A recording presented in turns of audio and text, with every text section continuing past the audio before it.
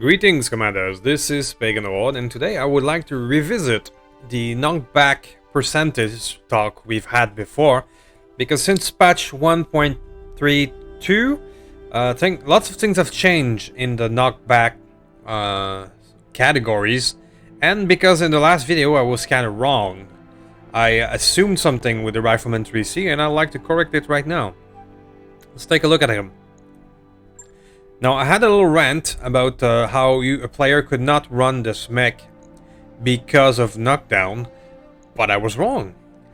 Because the Rack 10 clan is now 3% chance per shot, which means firing 6 of them is 18, which means firing both of them is 36% knockdown chance. Now, with a piloting of 10, with a the weight of this mech, I know that a 100 tonner is 15% less, so let's say this one is 14 or 13. You have 23. All you have to do to be able to run this mech as is just give him a stability gyro. There you go. With an additional 12% reduced chance of knockdown. That is because the knockdown reducing items have increased. The gyro stability used to be like 10, and then the heavy was it was like 7%, pardon me, and the heavy was 10. The heavy is now 15. The stable weapon quirk has also increased this amount. You got the gyro artillery as well. 10% reduced chance for knockdown. So yeah, in the last video I had a little rant that the player could not use this mech, but I was wrong, dead wrong. You can now run this mech. I would probably take out the 2 LBX, because it's kind of superfluous. And I would probably give you a regular XL engine instead of the double XL. And in order not to run into the heat problem that thing can create. And yeah, maybe give you a bigger engine so that you can go a wee bit faster. Because between you and me, the twin rack 10 is enough. You don't really need more backup weapon. I go up to 320. Does that improve your movement? 3.5. You were what, 280 before? Yeah. We go 315. 5.3. I'm trying to find the lowest engine for 5.3. 5.3. It's one of those things that is useful with the skirmish mechbay, is finding out the perfect engine. The lowest engine you can get for 3.5 speed. So at 300 engine, you are still at 3.5. Can we improve you through faster? 340? At 340, you're still 3.5. No, so 300 it is. So I would probably do something like that. You already have your AMS, you already have your Nova crew. What else can we do to improve you? Well, your heat efficiency. Your heat efficiency is not counting the additional racking, especially with stealth engaged. Plus 71% heat generated, yeah. So an easy thing to do would be improve your cooling. Let's give you a +2 directly to engine so that it doesn't count toward slots. So yeah, I wanted to correct this wrong because I was dead wrong. You can now run this guy, no problem. All you need is to add a gyro stability. The AI doesn't need that, but it's fine now because you can actually do it yourself. The little rant I had is I don't like when the AI is able to do something that the player cannot. especially since we are usually outnumbered. But now you can run this bad boy. So yeah, mistake corrected. Rifleman, go grab your Rifleman 3C now, because you can run it. Next, we're going to take a look at the artillery, because the artillery has changed as well. It's different now from direct and flak to artillery shots. Different type of knockback number. So let's go take a look at it. Give me a second. Alright, next to talk about artillery, I'm going to look at this Iliopolis, because I did run into this guy later in the playthrough, and I was a bit baffled. Because this guy runs 2 sniper artillery, and it works. So I was a bit surprised to be hit by that, to be honest. So the Iliopolis has the special artillery heavy gyro, which is a 20% reduced chance of knockdown. That's amazing. And you add the stable quirk, so you come with the natural minus 30% of knockdown. Pardon me, minus, wow, 20 on that as well. So you come with a natural 40. Yeah, that's good. Now, let's take a look at the sniper artillery themselves. Now, this is what I meant by the numbers have changed. If you look at the text somewhere here, it's a 15% chance of knockdown when firing this in direct or flak mode. And it's 30% chance of knockdown when firing in artillery mode. Now this means that the you could, in theory, be firing those things in direct mode now without being knocked down. Which opens up an interesting angle. I mean, those are interesting weapons that can hit from all the way on the other side of the universe. So, a flakking and direct fire artillery strategy? Does that open up this path? Very interesting, at least.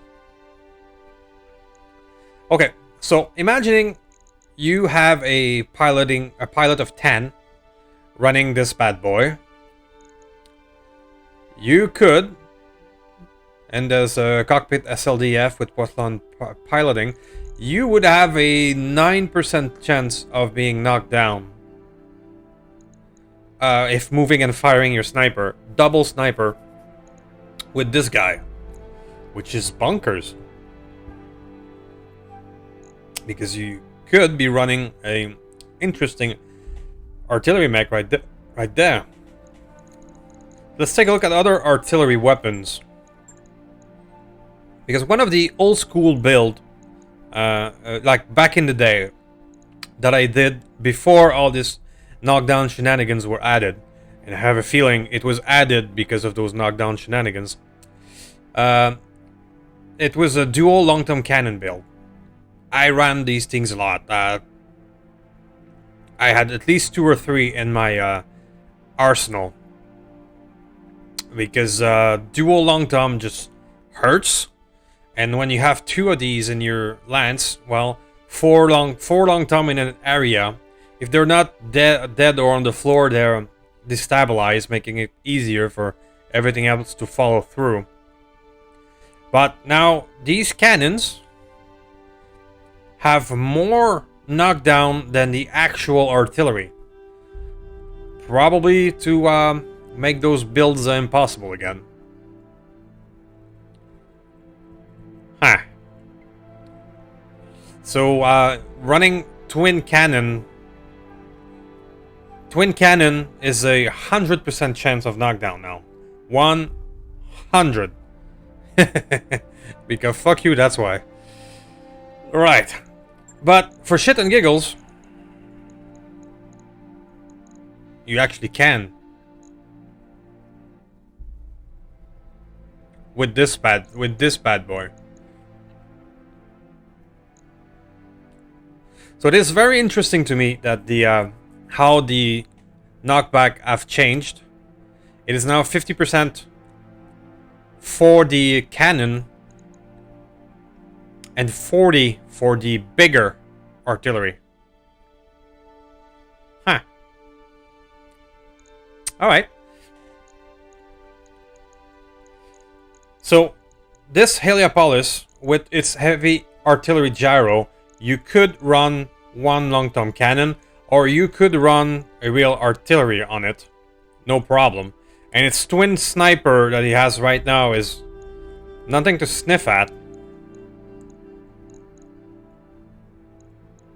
I'm having trouble removing it. But you get the idea. This Heliopolis is very interesting as a platform now, because it comes with a minus 40 chance of knockdown reduction right out of the gate. So you could run along it. You could run. Can you? 60% chance of knockdown.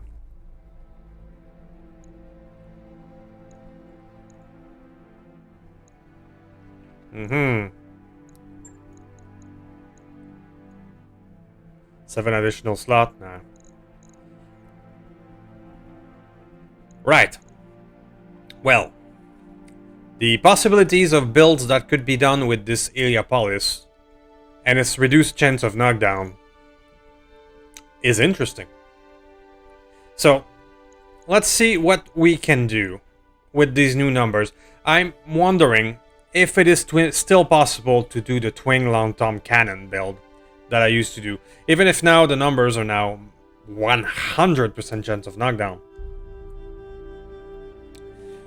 I was thinking of doing that build on maybe quad, but now quads, instead of being immune to knockdown, can only, it's a minus 30% inherent shot.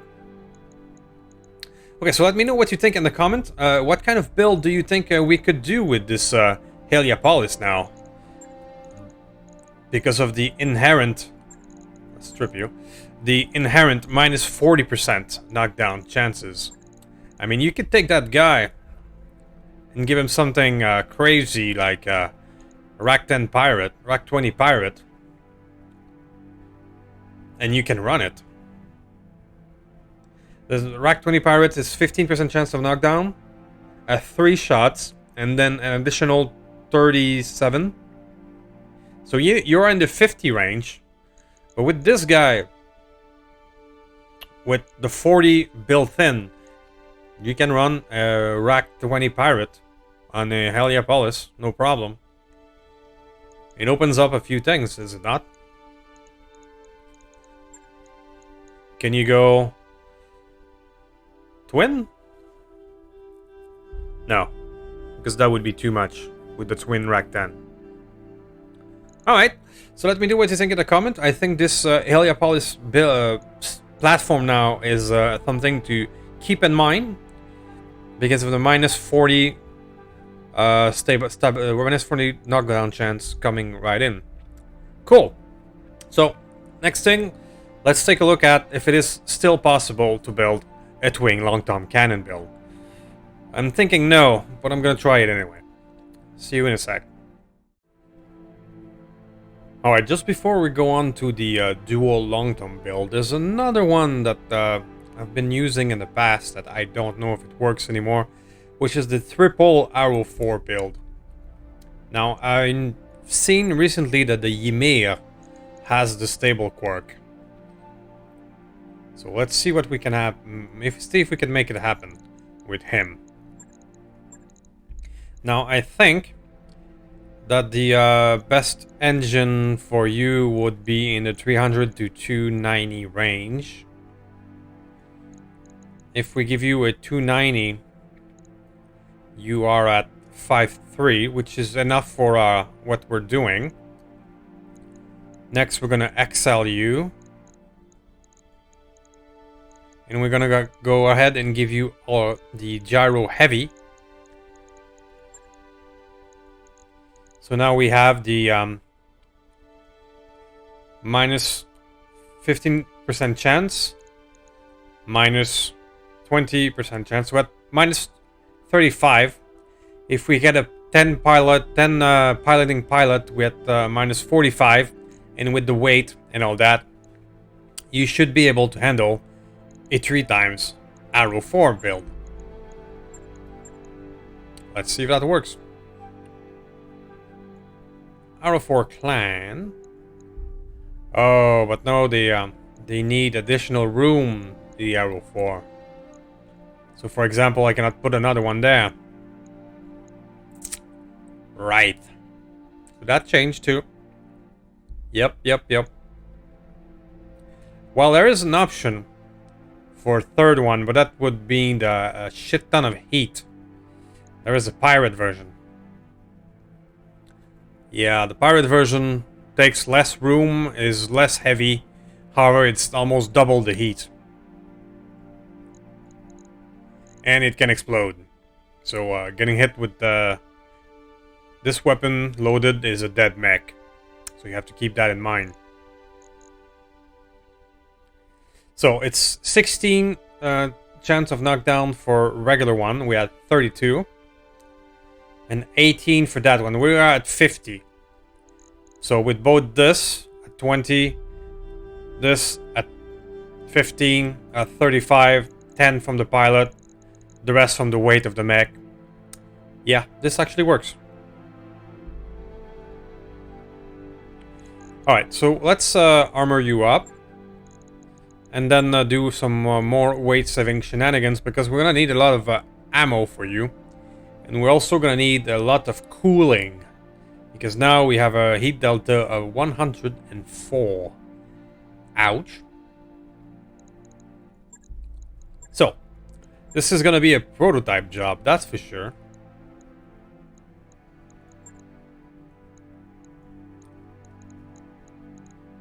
That's for sure. Minus 16 heat per turn, that's nice. You have the pirate version as well. Minus 10 heat per turn. Let's go with the pirate.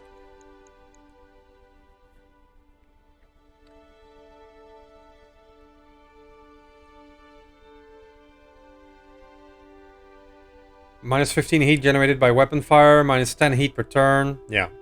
Let's go with this. Since we're sporting some arrow 4 pirate, might as well go with the full pirate route. Now we're down to 54. Let's give you the classic optics and exchanger. Because you're gonna need it. And 28. 28. Prototype. Prototype. You are now at 4 heat delta.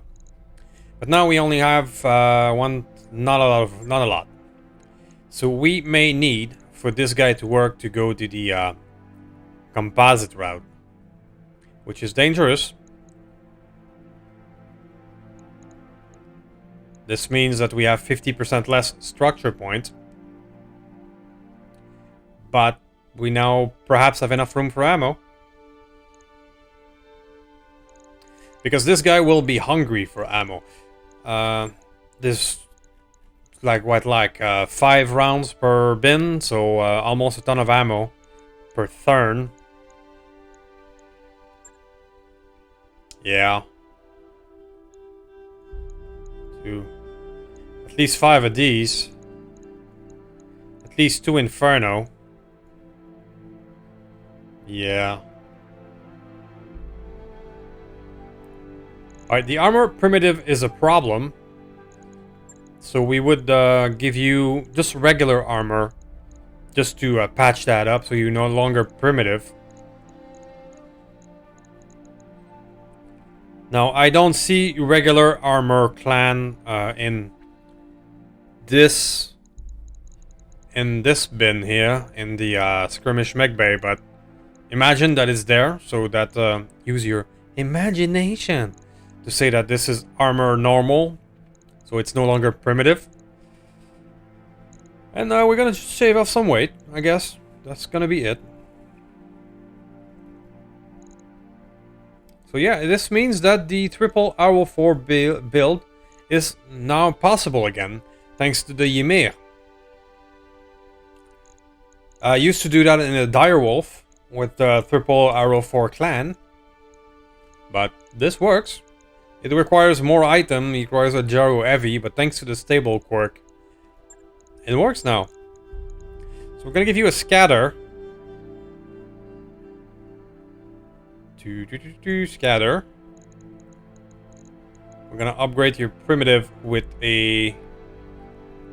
probably a comm suit since you're in the back with tactics. Gives us 1 more ton because this was primitive stuff, so primitive stuff weighs more. And we're gonna go the AR-12 route to give you weightless shenanigans. So now we have 2 more tons. That's awesome. Yeah, because recovering primitive stuff weighs more. I forgot about that. So what could we do? Well, let's give you 1 more heatsink. Let's make you heat neutral.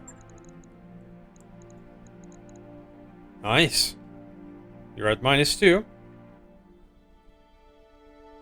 I could give you a guided ammo. If you want to do a direct attack, you could. Cool. So it is now possible to do a triple arrow 4 build. But you need quite a few things. You need the arrow 4 clan, you need the arrow 4 pirate, you need a Ymir, and all the goods and doodads to make it work. And probably radical heatsink, prototype heatsink, yeah. But it is possible. The triple arrow 4 build is still possible. Cool. So on to the long term now. Okay, so to continue our quest for the old school dual long tom build, something that could be done in the past on a 100-tonner. I think that maybe we can do it on this 140-tonner, which is a quad mech. Now, I've never seen this guy in person, the Nahayana. I'm only looking at it right now in the skirmish mechbay. But let's see what we can do with it. If you strip equip, you only have 37 ton to play with. I mean, there's 65 tonners out there where when you have 37 tons of pod space. But let's try to make it work anyway. We'll try to make it work because when we add this quad mech here, and let's assume we're doing the siege mode thing. Siege mode thing is minus 25% chance of knockdown. So we're at 25. We have the quad turret, which is minus 30 to knockdown, so at minus 55. We have the medium super heavy frame, which is 20 reduced chance of knockdown. So we're now at 75. We add the pilot, 10 piloting. We're now at 85. And we can assume that the weight of the 140 ton will be enough to make sure we go over 100 and be able to fire dual long-term cannon. I'm just a bit disappointed of the number of ton available on this bad boy. Because these guys are 20 tons each. So we're gonna have a weight problem. Alright, so we have to add the ammo. We want at least 15 turns of firing. We want at least, if we're firing both of them every turn, and it's 5 shots per ton. Yeah. So this would be 10 turns of regular and 5 turns of Inferno. We have a good 8.5 overweight, which is not great. Let's try to add. Can I add regular ferrofibrous? I can. Now 4.2. The superstructure heavy, I believe I cannot not be able to change it because this is an Omni, right? If I try to add the endo steel, no, you won't let me. Same thing for a gyro, right? If I go super heavy gyro XL, yeah. Maybe this could work with a non-omni, but for now, I'm stuck with that. Okay. But what we do have is plenty of room inside this guy, so how about we patch it? Patchwork T3, patchwork T3, patchwork T3. There you go. Yoinks. And now 0.6. This is working. This is working. Okay, but now let's deal with the heat. Because these guys, it's 60 heat each. We are now at 120 heat. Oh boy. So let's give you exchanger. Let's give you... We do have prototype for these guys, right? Prototype SH, I assume that's super heavy? Yes, it is. Minus 6 heat. Let's give you optics. Because of course. Let's give you scatter. Because the scatter is what helps with artillery.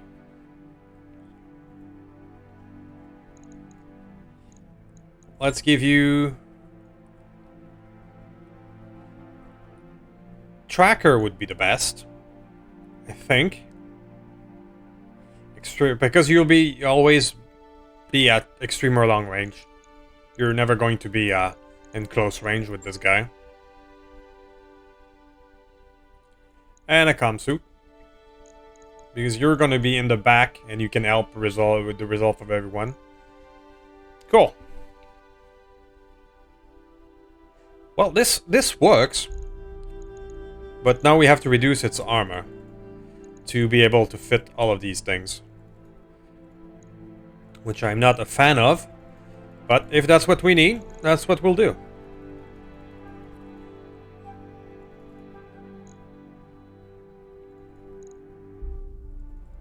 There we go.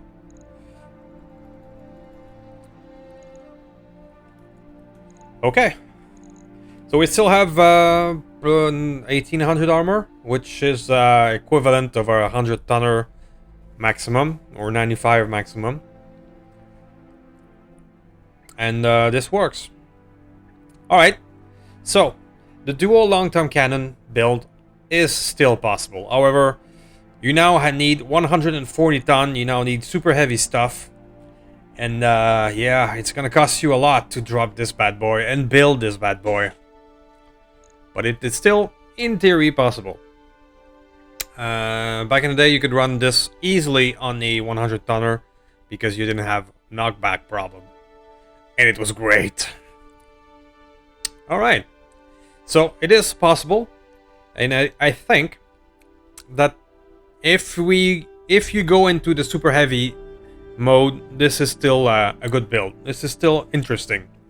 Because raining down 2 long toms at the same time with good scatter in an area, yeah, your enemies are gonna feel it. Cool. So let me know what you think in the comment. What do you think about the dual long tom build? And I'll see you next time.